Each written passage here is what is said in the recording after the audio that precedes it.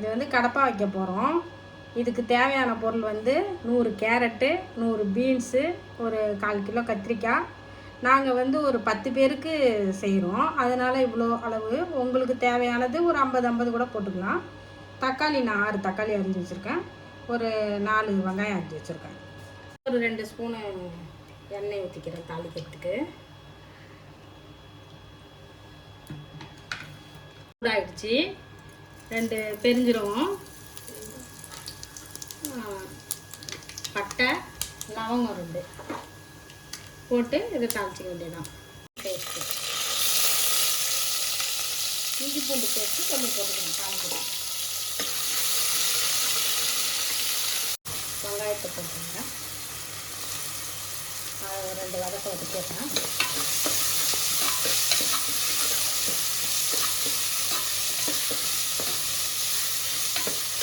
இது ரொம்ப வதக்கணும்னு அவசியம் இல்லை. ஓரளவுக்கு கொஞ்சம் வதக்கினா போதும். ஏன்னா நம்ம குக்கர் விசில் வைக்கிறதுனால ஓரளவுக்கு வதக்கினா போதும். தக்காளி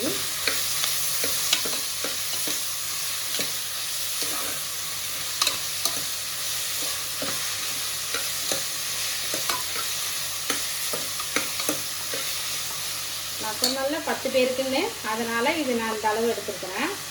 நீங்கள் உங்களுக்கு தேவையானது ஒரு 3, 2, 1 அந்த மாதிரி நீங்கள் வச்சுக்கலாம்.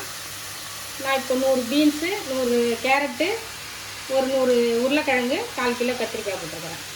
இப்போ இது எல்லாத்தையும் ஒன்றா போட்டு மிக்ஸ் பண்ணி வதக்கிறேன்.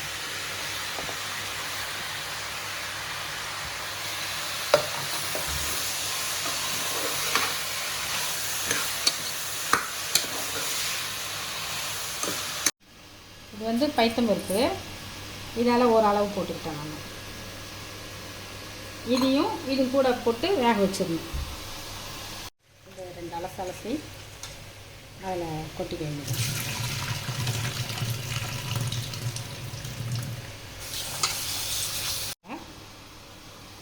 ஒரு 4 கொத்து கருவேப்பிலை போட்டுட்டு 2 வதக்க வச்சுட்டு இதை அந்த பைத்தம்பருப்பு எடுத்து இதுலேயே போட்டேன்.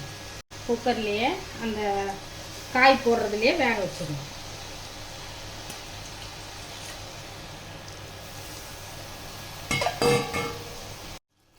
இதால் ஒரு 1.5 ஊற்றிக்கலாம்.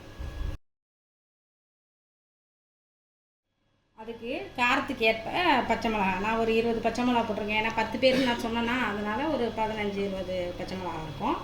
ஒரு பீஸு இஞ்சி போட்டு அரைச்சி அதில் ஊற்றிடுறேன்.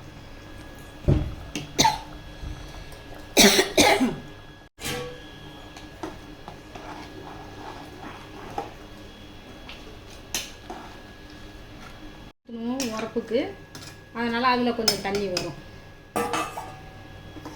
2 ஸ்பூனு மஞ்சள் தூள் போட்டுருவேன்.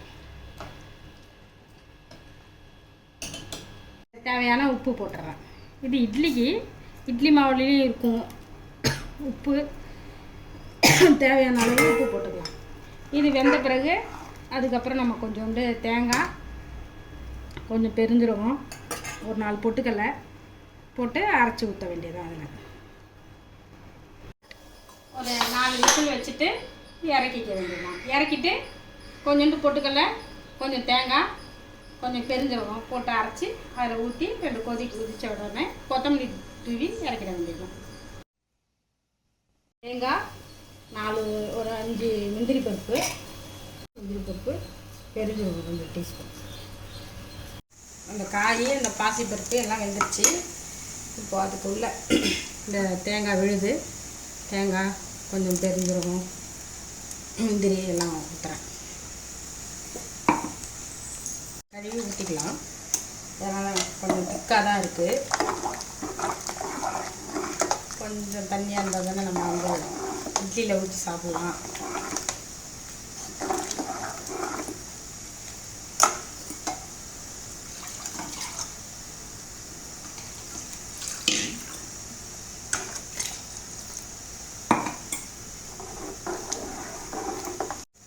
கொஞ்சம் கொத்தமல்லி தூவி இறக்கிட வேண்டியதுதான். இது கடம்பா முடிஞ்சிருச்சு. இட்லி ஊற்றி வச்சுருக்கிறேன்.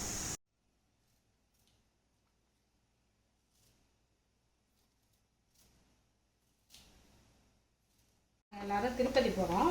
அதனால் இட்லி ஊற்றிட்டோம், கடப்பா வச்சிட்டோம். கடப்பா ஓகே, கொத்தமல்லி போட்டு அப்படியே இறக்கிட்டேன். அவ்வளோதான், வேலை முடிஞ்சது.